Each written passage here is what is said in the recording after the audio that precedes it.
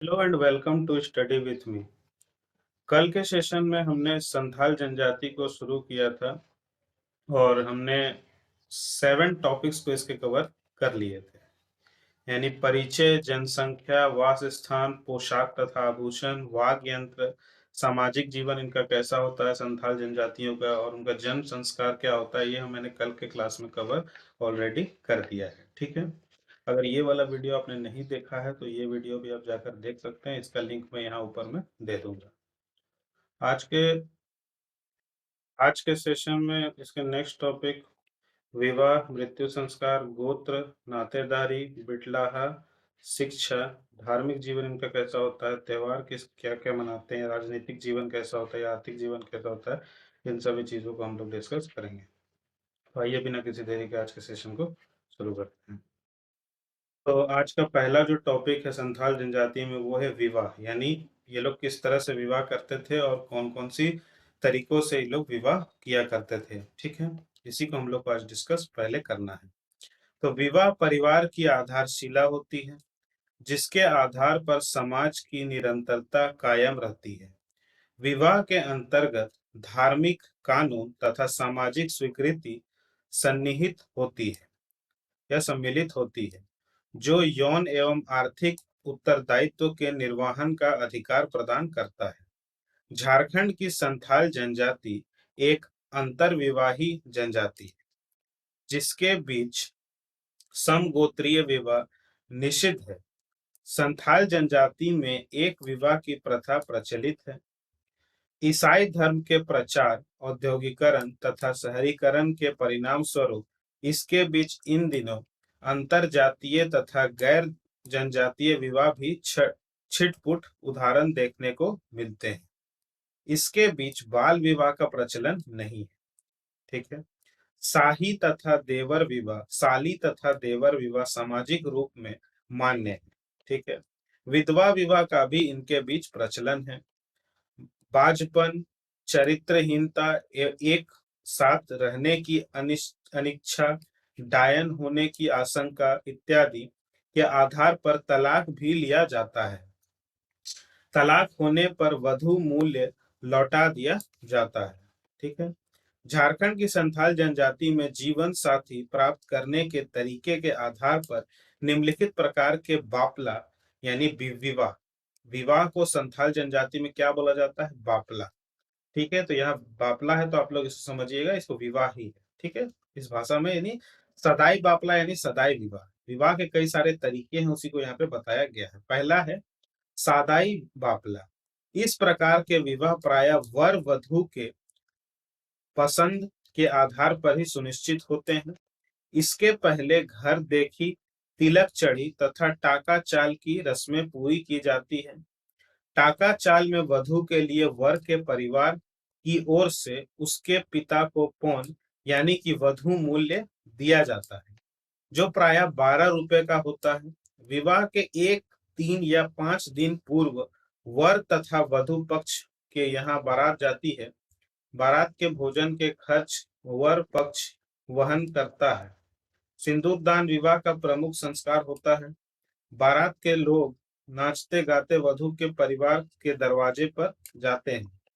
वधु को हल्दी से रंगे नए कपड़े में एक टोकरी में बैठाकर दरवाजे पर कंधे पर उठाकर लाया जाता है। वधु घूंघट में होती है। वह वर को अपने कंधे पर उठाया जाता है। इसी इसी अवस्था में वर वधु का घूंघट हटाकर उसके मांग में 5 टीका यानी सिंदूरदान करता है। हरि बोल शब्द एक उच्चारण के साथ विवाह संपन्न हो जाता है। सिंदूरदान के दूसरे दिन वधु की विदाई होती है जिसके साथ उसका भाई तथा उसकी सहेलियां भी जाती है। विवाह के 6ठे दिन वधु अपने भाई तथा पति के साथ नहर आती है तथा साथ में हड़िया तथा चिवड़ा का संदेश भी लाती है। 2 दिन के बाद नवदंपति अपना अपना घर लौट आते हैं तथा दाम्पत्य जीवन का प्रारंभ हो जाता है। तो ये है सदाई बापला, यानी इस तरीके में विवाह इस प्रकार से होता है। दूसरा तरीका है गोलाइटी बापला। ठीक है, गोलाइटी बापला क्या है? तो इस प्रकार के विवाह में जिस परिवार में बेटी ब्याही जाती है उसी परिवार से पतोहू लाई जाती है। इस प्रकार के विवाह में भी पौन नहीं लिया जाता है। वधु मूल्य से बचने के दो परिवार के लड़के लड़कियां का बिना पौन दिए विवाह कर दिया जाता है। ठीक है, नेक्स्ट है टुनकी दीपली बापला। टुनकी दीपली बापला में क्या होता है?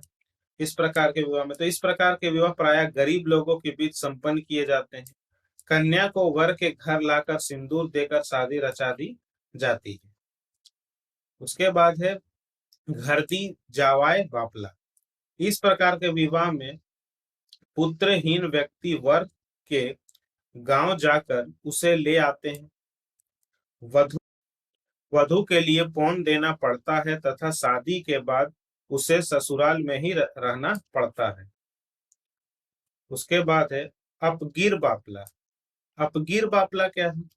तो इस लड़के लड़की में जब प्रेम हो जाता है तो पंचायत उनके माता पिता को विवाह संपन्न कराने के लिए कहती है। यदि शादी के लिए तैयार हो जाते हैं तो दोनों ही गांव के मांझी एवं पंचायत के सदस्यों के सामने सिंदूर लगाकर शादी संपन्न हो जाती है। इस अवसर पर लड़के के पिता को गांव वालों को भोज देना पड़ता है। उसके बाद है इतुत बापला। इतुत बापला क्या है? तो जब लड़की माता पिता उसके पसंद के लड़के के साथ विवाह की स्वीकृति प्रदान नहीं करते तो लड़का मेले या अन्य अवसर पर लड़की के माथे पर सिंदूर लगा देता है।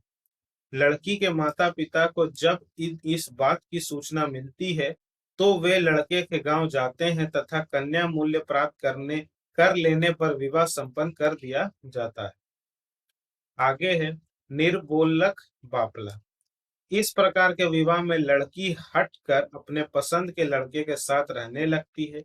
लड़का या उसके परिवार के सदस्य बल का प्रयोग कर लड़की को अपने घर से बाहर निकलने की चेष्टा करते हैं। फिर भी यदि लड़की घर में ही बैठी रहती है तो सूचना जोग मांझी को दी जाती है जो इनका विवाह संपन्न करा देता है। फिर है बहादुर बापला। इस प्रकार के विवाह में लड़का लड़की जंगल में भाग जाते हैं तथा एक दूसरे को माला पहनाते हैं और पुनः घर लौट अपने अपने को एक कमरे में बंद कर लेते हैं। इसके बाद उनका विवाह संपन्न माना जाता है। उसके बाद है राजा राजी बापला। राजा राजी बापला क्या है? तो इस प्रकार के विवाह में लड़का लड़की गांव के मांझी के पास जाते हैं।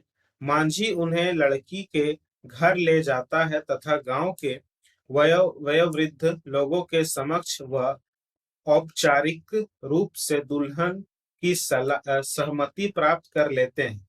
लड़का लड़की माथे पर सिंदूर लगा देता है। इस प्रकार उनका विवाह संपन्न हो जाता है। उसके बाद है सांगा बापला। सांगा बापला क्या है कि इस प्रकार के विवाह में विधवा या तलाकशुदा स्त्री का विवाह विदुर या तलाक दिए गए व्यक्ति के साथ संपन्न होता है। वर वधु स्वयं ही अपना विवाह निश्चित करते हैं। कुछ कन्या मूल्य भी दिए जाते हैं। ठीक है, किसी निश्चित तिथि को वधु को वधु को वर के घर लाकर शादी संपन्न कर दी जाती। ठीक है, उसके बाद है किरिंग जवाय बापला। ठीक है, ये आखिरी तरीका है जिससे विवाह संपन्न होता है। जब लड़की दूसरे पुरुष के से गुप्त से गर्भवती हो जाती है तो इस लड़की से शादी के लिए इच्छुक व्यक्ति को कुछ धनराशि देकर शादी करा दी जाती है। वधु के माता पिता द्वारा उसे वैवाहिक जीवन प्रारंभ करने के लिए गाय बैल तथा धन की भी प्रदान किए जाते हैं। तो ये था पूरा विवाह कि आखिर संथाल जनजाति में किस किस तरह से विवाह होता है। सारे तरीके मैंने यहाँ पे डिस्कस कर दिए हैं। अब आगे हम लोग को नेक्स्ट टॉपिक डिस्कस करना है मृत्यु संस्कार। ठीक है, मृत्यु संस्कार किस प्रकार से होता है संथाल जनजाति में वो हमें देखना है। तो संथाल जनजाति में मरणोपरांत शव संस्कार, अस्थि प्रवाह तथा श्रद्धा की रस्में पूरी की जाती है। शव संस्कार प्रायः शव को जला कर या दफना कर देने की प्रथा है। मृतक की निजी उपयोग की लाई जाने वाली वस्तुएं जैसे बर्तन, धनुष, वाण, लाठी, वाद्य यंत्र, कपड़े इत्यादि शव को सौंप दी जाती है। संथालों में यह विश्वास है कि मृत व्यक्ति की आत्मा मायामयी दुनिया में चली जाती है, जहां उसे इस दुनिया की वस्तुओं की आवश्यकता पड़ती है। एक मुर्गी का बच्चा, हल्दी छपरा हल्दी हल्दी छप्पर का थोड़ा पुआल तथा बिनौले के लावा के साथ मुर्दे को नए कफन में ढककर अंतिम संस्कार के लिए ले जाया जाता है। जलाते समय चिता उत्तर दक्षिण की ओर बनाई जाती है। मृतक का सिर दक्षिण की ओर रखा जाता है। शव को चिता में रखने के बाद चिता की खुट्टी पर मुर्गी का मुर्गी का बच्चा की बलि चढ़ाई जाती है। मृतक मृतक का प्रथम उत्तराधिकारी उसके मुंह में अग्नि देता है।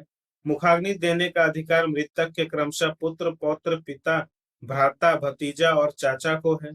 महिलाएं मुखाग्नि नहीं दे सकती। मुखाग्नि देने के बाद मृतक के उपस्थित पट्टीदारों में सभी एक एक लकड़ी या एक एक मुट्ठी मिट्टी चिता या कब्र में डालते हैं। फिर चिता प्रज्वलित कर दी जाती है या कब्र को भर दिया जाता है। इसके बाद घाट पर सभी लोग बाल मुड़वाते हैं तथा स्नान करते हैं। शव दाह के बाद राख को जल में बहा दिया जाता है। मृत्यु के 5वें दिन तेल नहान किया जाता है।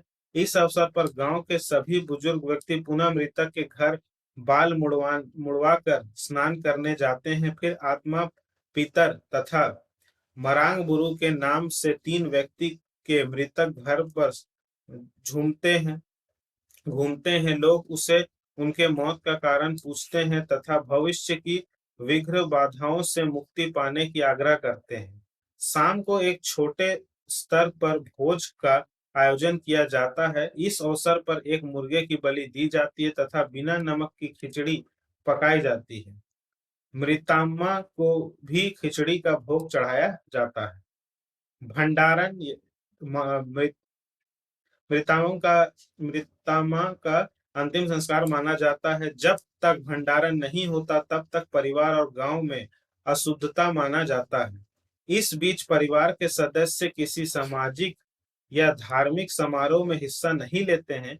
वे न तो सिंदूर का प्रयोग करते हैं और न किसी देवता को हड़ियार्पण करते हैं। भंडारण के लिए कोई निश्चित तिथि नहीं होती। भंडारण के अवसर पर मृतात्मा का श्रद्ध तथा कुटुंब लोगों को भोज दिया जाता है। इस अवसर पर बकरे की बलि दी जाती है। भंडारण का भोज रात्रि को दिया जाता है। इस अवसर पर हड़ियां पी जाती है तथा लोग नाचते गाते भी हैं। भंडारण का भोज संथाल समाज द्वारा अशुद्धता को मृतक के परिवार वालों को मुक्त करने की स्वीकृति मानी जाती है। ठीक है, ये था इनका मृत्यु संस्कार संथाल जो जनजाति है उनका। अब इनके गोत्र के बारे में पढ़ लेते हैं, हम लोग डिस्कस कर लेते हैं गोत्र क्या है इनका। तो संथाल जनजाति विहिरवाही गोत्र में विभक्त है। इनके गोत्र गोत्रभ या शिव में बंटे होते हैं। संथाल अपने गोत्र तथा शिव में विवाह नहीं करते। वे अपने माता के शिव में विवाह कर सकते हैं। संतान पिता का गोत्र पाती है, माता का नहीं। लड़की शादी के बाद अपने पति का गोत्र धारण कर लेती है। प्रत्येक गोत्र का अपना गोत्र चिन्ह होता है। यह गोत्र चिन्ह किसी पशु, पक्षी या पौधे के नाम पर होता है। गोत्र चिन्ह को मारण, कष्ट पहुंचाना या खाना निषिद्ध माना जाता है। गोत्र चिन्ह के प्रति भय सामूहिक जीवन को नियंत्रित करने में सहायता प्रदान करता है। गोत्र चिन्ह के नाम पर ही गोत्र का नामांकन होता है। विवाह इत्यादि जैसे विशेष अवसर पर गोत्र चिन्ह की पूजा अर्चना भी की जाती है। गोत्र वंश का ही एक विस्तृत रूप होता है। गोत्र का संगठन एक सामान्य पूर्वज की कल्पना पर आधारित होता है जो वास्तविक भी होता है और काल्पनिक तथा पौराणिक भी। एक गोत्र के सभी सदस्य अपने को एक सामान्य पूर्वज की संतान मानते हैं, इसलिए वे आपस में एक दूसरे के भाई बहन होते हैं। संथाल जनजाति के बीच पृथ्वीवंशीय गोत्र पाए जाते हैं। संथाल जनजाति विभिन्न गोत्रों में विभाजित है, जैसे हंसदाक, मुर्मू, किस्कू, हेम्ब्रम, मराठी, सोरेन, टुडू, बेसरा, पोड़िया, बस्के, चोड़े। ठीक है। संथालों इन गोत्रों के संथालों में इन गोत्रों के अतिरिक्त 150-200 खूंट भी पाए जाते हैं, जो प्रमुख रूप से देवी देवताओं की पूजा अर्चना से संबंधित है। ठीक है। तो ये था संथाल जनजाति के गोत्र के बारे में मैंने पूरा डिस्कस कर दिया। अब हम लोग आगे नेक्स्ट हम लोग डिस्कस करते हैं इसके नातेदारी के बारे में संथाल जनजाति के। ठीक है।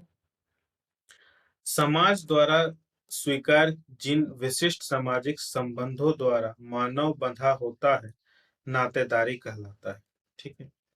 संथाल जनजाति के बीच रक्त तथा विवाह संबंधों पर आधारित नातेदारी व्यवस्था पाई जाती है। संथाल जनजाति के बीच समरक्त तथा वैवाहिक दोनों प्रकार के संबंध देखने को मिलते हैं। समरक्त संबंध माता पिता, भाई बहन, दादा दादी, मामा, नाना नानी, चाचा, बहू इत्यादि के रूप में देखने को मिलती है। संथाल जनजाति में निसंतान दंपति द्वारा गोद ली गई संतानों को भी अपनी संतान जैसा ही लालन पालन करने का प्रचलन है। इसके वैवाहिक संबंध सास बहू, ससुर बहू, पति पत्नी, जीजा साली, देवर भाभी, ननद भौजाई, साला बहनोई, मामी भांजा, भतीजा, फूफा के रूप में मान्य है। संथाल जनजाति के बीच नातेदारी को कुछ रीतियां भी प्रचलित है। संथाल जनजाति के बीच परिहास संबंध भी देखने को मिलते हैं। इस जनजाति को भैंसुर तथा जेठ सास को देवता स्वरूप माना जाता है तथा उनसे छुआया नहीं जाता तथा उनकी चारपाई पर बैठा भी नहीं जाता है। यदि भूल से कभी स्पर्श हो जाए तो इसके बीच आरूप जागा की रस्म पूरी करने की प्रथा है। संथाल महिलाएं सर पर घूंघट नहीं डालती, किंतु गुरुजनों के समक्ष वे अपने बालों को खुला नहीं छोड़ती। संथाल जनजाति में भाभी देवर, छोटी ननद भाभी, जीजा छोटी साली, जीजा छोटा साला, दादा दादी और पोता पोती, नाना नानी और नाती नाती। ठीक है। समधी संबंध समधिन या समधिन समधिन समधी समधी के बीच परिहास संबंध पाया जाता है। देवर भाभी तथा छोटी साली बहनोई में तो विवाह का पूर्ण विवाह भी होता है। संथाल जनजाति के बीच पति के बहन को आदर सूचक शब्दों से संबंधित किया जाता है और उन्हें ब्राह्मण तुल्य माना जाता है। यह पितृ स्वयं संबंध धारण है। ठीक है। तो ये नातेदारी था संथाल जनजाति में, किस तरह से वो लोग उनका होता है। नातेदारी मैंने समझा दिया, रिश्ता किस तरह से वो लोग निभाते हैं, करते हैं। ठीक है। अब हम लोग इसके बहुत ही इंपॉर्टेंट पार्ट को देखने जा रहे हैं। बहुत इंपॉर्टेंट टॉपिक है संथाल जनजाति में, बिटलाहा। बिटलाहा क्या है? ठीक है। इसको हमें डिस्कस करना है। ठीक है। संथाल एक अंतर विवाह जनजाति है जिसके बीच समगोत्रीय यौन संबंध निषिद्ध है। जब कभी को निश्चित यौन संबंध की मर्यादा का उल्लंघन करता है तो वैसे अपराधियों को बिटलाहा यानी जाति से अलग कर दिया जाने की प्राथगत कानून के अंतर्गत दंडित किया जाता है। यानी बिटलाहा जो है एक प्रकार का अपराधी को हमें बिटलाहा कहा जाता है। ठीक है। जो वैसे अपराध करते हैं, मर्यादा को उल्लंघन करते हैं, उन्हें बिटलाहा यानी जाति से अलग कर दिया जाता है। ठीक है। और ये अंतर्गत दंडित किया जाता है। अनैतिक यौन संबंध को संथाल ईश्वरीय कोप कहते हैं। बिटलाहा द्वारा अपराधी को दंड देकर वे अपने देवताओं को प्रसन्न करते हैं, क्योंकि ईश्वरीय कोप से अकाल, अतिवृष्टि, महामारी इत्यादि फैलने का उन्हें डर होता है।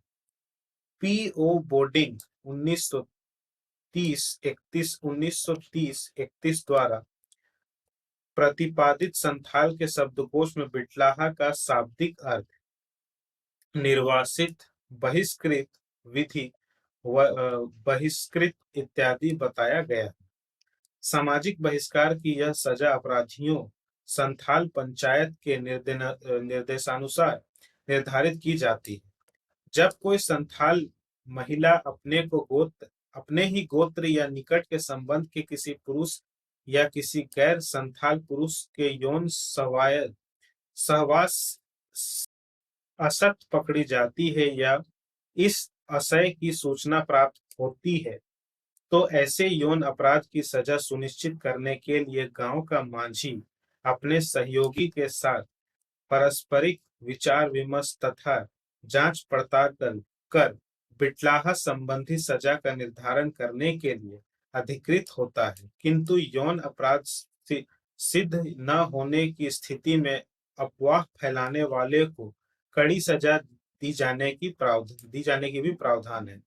बिटलाहा संबंधी निर्णय लिए जाने के पहले यथासंभव यह प्रयास किया जाता है कि यह मामला आपसी सहमति से गांव स्तर पर ही निपटा दिया जाए, क्योंकि बिटलाहा करने पर अपराधी, उसके परिवार तथा संबंधियों व ग्राम वासियों को काफी कष्ट सहना पड़ता है। बिटलाहा किया जाने वाले लोगों को पुनः समाज में शामिल किया जाने का भी प्रावधान है। बरसते की अपराधी क्षमता याचना कर एक बड़े भोज का आयोजन करने में सक्षम हो। ठीक है। संथाल प्रथागत कानून के अंतर्गत गैर संथालों के साथ यौन अपराध के लिए सजा अपेक्षाकृत सबसे अधिक जटिल समस्या है।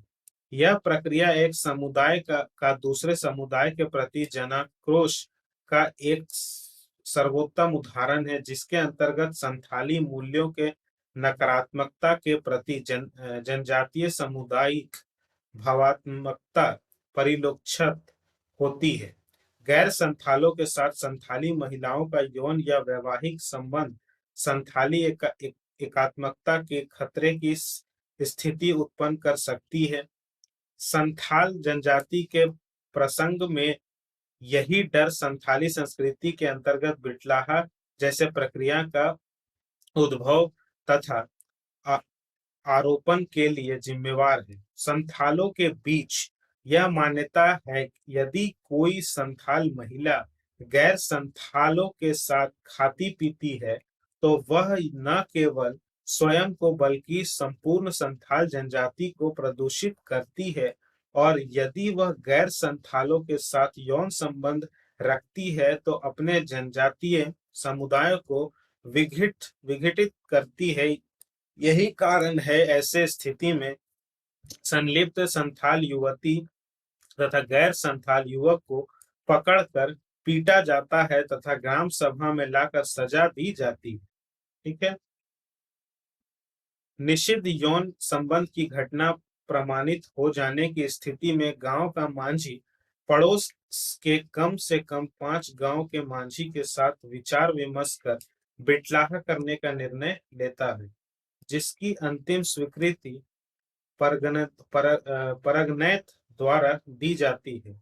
बिटलाहा सुनिश्चित किए जाने के बाद गांव का जोग मांझी या कोई एक अन्य व्यक्ति अपने साथ पत्तियों सहित 1 साल की टहनी में जितनी पत्तियां लगी होती हैं, बिटलाहा उतने दिनों के बाद किया जाता है। साल की टहनी की पत्तियों की गणना कर लोग बिटलाहा किस दिन किया जाएगा इस बात का अनुमान लगा लेते हैं। कहीं कहीं साल की टहनी के साथ साथ नगाड़ा बजाकर बिटलाहा की सूचना प्रचारित की जाती है। बिटलाहा की कार्यवाही के दौरान गांव तथा पड़ोसी गांव के मांझी तथा परगनैत के अलावे पड़ोसी गांव के सभी नवयुवक तथा पुरुष शामिल होते हैं। ठीक है।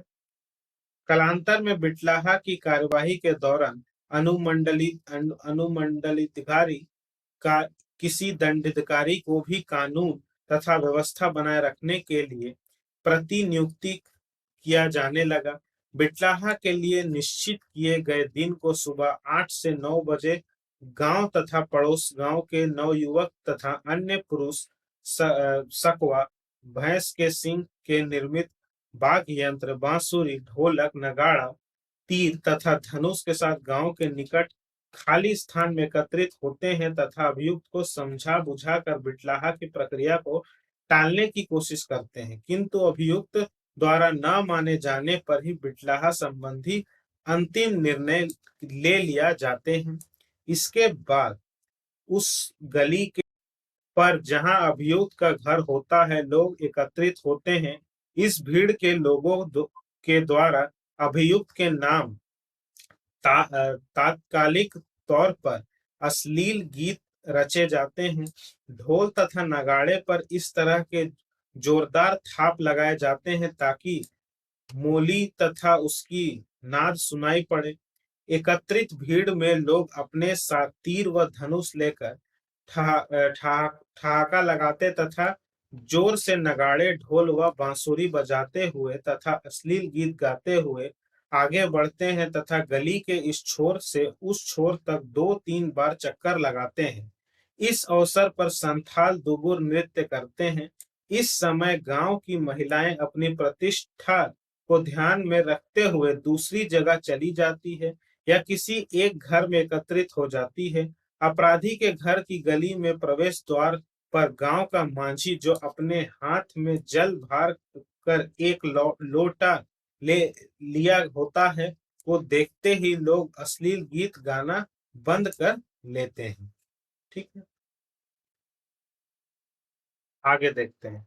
जब भीड़ अभियुक्त के घर में पहुंचती है तो लोग अभियुक्त के घर के आंगन के प्रवेश द्वार पर एक जला हुआ लकड़ी का टुकड़ा, एक पुराना झाड़ू तथा कुछ उपयोग किया गया जूठा पत्तल बांस के एक लंबे लठ में बांध कर गाड़ देते हैं। भीड़ शामिल लोग घर के अंदर के चूल्हे, घड़े तथा अन्य चीजों को तोड़ डालते हैं। घर में रखी अनाज को तितर बितर कर देते हैं या यहाँ तक कि कभी कभी घर को तोड़ने की कोशिश करते हैं। भीड़ में शामिल लोग नग्न होकर उस घर को अपने मूत्र तथा शौच से अपवित्र कर देते हैं। समाज के बहिष्कृत अभियुक्त तथा उसके परिवार के सदस्यों को दूसरे लोगों के साथ उठने बैठने, भोजन करने, कुएं से पानी भरने तथा अन्य सामाजिक सहवास का पर प्रतिबंध लगा दिया जाता है।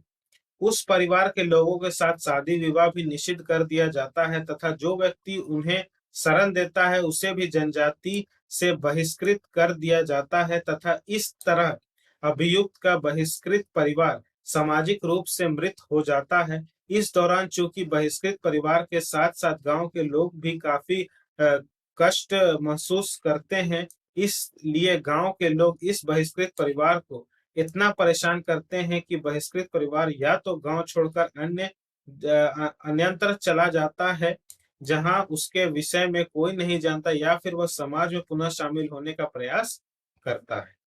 ठीक है, आगे देखते हैं। संथाल गैर संथालों के साथ यौन अपराध करने वाले अभियुक्तों को संथाल जनजाति में पुनः प्रवेश नहीं दिया जाता, इसलिए वे लोग गांव छोड़कर अनंतर पलायन कर जाते हैं। उदाहरणार्थ यदि कोई संथाल लड़की गैर संथाल पुरुष के साथ यौन अपराध के लिए अपराधी पाई जाती है तो वह लड़की उस गैर संथाल के साथ गांव से बाहर चली जाती है, किंतु उनके परिवार के लोग उस लड़की को मृत मानकर लोगों को उसकी अंत्येष्टि भोज देकर संथाल जनजाति में शामिल हो जाते हैं। किंतु अंतरजातीय निषिद्ध यौन अपराध अपने वालों को जो क्षमा याचना कर अपने समाज में पुनः शामिल होना चाहते हैं उसे संथाल जनजाति के अंतर्गत शामिल कर लिया जाता है। संथाल जनजाति के अंतर्गत पुनः वापसी के लिए अभियुक्त गांव के मांझी से निवेदन करता है। गांव का मांझी जिले के परगना तथा बाद में यह अन्य परगना जो वास्तव में पूरा जनजातीय क्षेत्र है को सूचना करता है। इस समारोह के लिए एक तिथि सुनिश्चित की जाती है तथा जो व्यक्ति जिसे शामिल किया जाना होता है एक बड़े भोज का आयोजन करता है। जब इस समारोह की पूरी तैयारी कर ली जाती है तो बहिष्कृत व्यक्ति गांव को गली के अंतिम छोर तक अपनी गर्दन में एक कपड़ा लपेटकर हाथ में जल भर एक लोटा लेकर दयनीय स्थिति में निगाहें नीचे कर खड़ा हो जाता है। सब अधिक श्रद्धेय परगना अपने सहयोगियों तक गांव के मांझी से कहता है, आए हम लोग इसे संतावना दें। इसे दया का पात्र है। यह दया का पात्र है। फिर इसके बाद वह उस पश्चातापित पापी की ओर बढ़ता है जो यह स्वीकार करता है कि उसने घोर पाप किया है, जो अब उस पर दया दिखाई जाए। श्रद्धेय परगना उस अभियुक्त के हाथ से लोटा ले लेता है तथा सूर्य के समक्ष अपना सिर झुकाता है तथा बहिष्कृत व्यक्ति से कहता है, चूंकि तुम अपना अपराध स्वीकार कर चुके हो इसलिए हम लोग तुम्हें वापस ले लेते हैं। इसके बाद वह लोटा से थोड़ा जल लेकर अपना मुंह धोता है तथा उस लोटे को अन्य व्यक्तियों के बीच आगे बढ़ा देता है। सभी व्यक्ति उस लोटे से जल से अपना मुंह धोते हैं। इसके बाद वे लोग गांव में प्रवेश करते हैं तथा अभियुक्त के आंगन में जाते हैं, जहां अभियुक्त व्यक्तिगत तौर से परगनेतों तथा मच्छियों के पैर धोता है। इसके बाद उन्हें पंक्तिबद्ध रूप से भोजन करने के लिए बैठाया जाता है। उसके समक्ष पत्तल लगाए जाते हैं। प्रत्येक परगना तथा गांव के मांझी के पत्तल पर 5-5 रुपए तथा अन्य मांझी के पत्तल पर 1 रुपए रखे जाते हैं। फिर अभियुक्त स्वयं चावल तथा सालन लोगों के पत्तल पर परोसता है। ठीक है। इस भोज के बाद वृद्ध परगनैत कहता है कि आज से इस आदमी को अपने समाज में पुनः ले लिया जाता है तथा इसके सभी दोष धो दिए गए हैं। आज से हम लोग इसके साथ हाका पानी पी सकते हैं तथा शादी विवाह कर सकते हैं। अब हम लोगों से इसे छने हुए नदी तथा झरने की पानी की तरह स्वच्छ तथा परिशुद्ध बना दिया है। यदि आज से कोई इस विषय में बात करेगा या उससे बुरा कहेगा तो उसे हम लोग 100 रुपए का जुर्माना करेंगे तथा भोज लेंगे। इसके बाद वे लोग एक छोटा गड्ढा खोदते हैं जिसमें गोबर का एक पीढ़ गाड़ते हैं, जिसके ऊपर एक पत्थर रख दिया जाता है जो बात का घोतक है कि यह मामला हमेशा के लिए दफना दिया गया है। इस प्रकार अभियुक्त पुनः संथाल जनजाति में शामिल कर लिया जाता है। आर्चर ने अपनी पुस्तक ट्राइबल लॉ एंड जस्टिस में कई संथाल युवती तथा विवाहित महिलाओं के साथ गैर संथाली तथा मुस्लिम हिंदू युवक तथा विवाहित पुरुषों के साथ यौन संबंध का उदाहरण देते हुए यह स्पष्ट किया है कि अब बिटलाहा संबंधी सजा में काफी शिथिलता आई है तथा सजा के स्वरूप काफी बदल गए हैं। अब प्राय संथालों में बिटलाहा की प्रक्रिया विशेष स्थिति में जुर्माना न देने के बाद ही अपनाई जाती है। 23 जून 1956 को गोड्डा जिले का पाकुड़ अनुमंडल के महेशपुर थाना के अंतर्गत एक गैर संथाल व्यक्ति के साथ एक संथाल युवती के यौन संबंधी होने के साथ बिटलाहा किया गया था, जिसमें लगभग 20,000 संथालों ने भाग लिया था। अपराधी संथाल युवती के पिता के घर का बिटलाहा किया गया था। इस क्रम में उसकी पूरी संपत्ति लूट ली गई। इस अवसर पर पुलिस ने समूचे गांव को घेर लिया था तथा उसे विवश होकर गोली चलानी पड़ी थी, जिसमें 10 संथालों की मृत्यु हो गई थी। 22 नवंबर 1959 को दुमका जिले के रामगढ़ थाना के अंतर्गत खागरसीस गांव में स्वगोत्र विवाह के कारण बिटलाहा किया गया था। 1960 ईस्वी में गोड्डा जिले के गोड्डा प्रखंड के लोबदा गांव में सगोत्री विवाह करने के कारण बिटलाहा किया गया था। बिटलाहा के बाद संथाल लड़का तथा लड़की दोनों गांव छोड़कर बाहर चले गए तथा वापस नहीं लौटे। 1977 ईस्वी में दुमका जिले में दुमका प्रखंड के हरिपुर गांव के एक अविवाहित संथाल युवती का दुमका के एक कान्हू जाति के अविवाहित युवक के साथ यौन संबंध होने के कारण संथाल युवती के परिवार वालों को बिटलाहा किया गया था। 2 साल बाद बिटलाहा किए गए परिवार को भोज देने के बाद संथाल समाज में मिला लिया गया। ठीक है। समय के बदलाव के साथ संथाल जनजाति के बीच भी सामाजिक परंपरागत प्रथाओं में काफी परिवर्तन हुए हैं।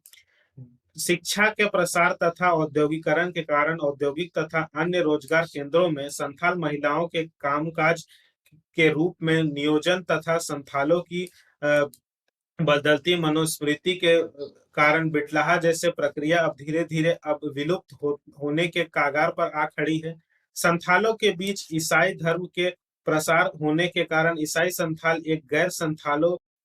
एक गोत्र तथा निकट के संबंधियों के बीच वैवाहिक संबंध स्थापित होने लगे हैं। स्वतंत्रता के बाद कुछ वर्षों तक बिटलाहा की प्रक्रिया छिटपुट रूप से चलती रही, किंतु अब प्रशासन के विस्तार तथा पुलिस हस्तक्षेप के कारण पहले की तरह बिटलाहा नहीं किया जाता है।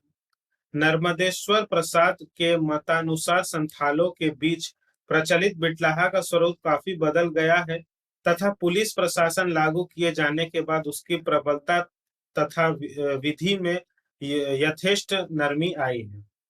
दुमका तथा गोड्डा जिले के संथाल समुदाय के अध्ययन से पता चलता है कि संथाल युवकों तथा युवतियों द्वारा गैर संथालों के साथ विवाह संबंध कायम करने का अब बिटलाहा जैसे प्रक्रियाएं नहीं के बराबर व्यवहार में लाई जाती है।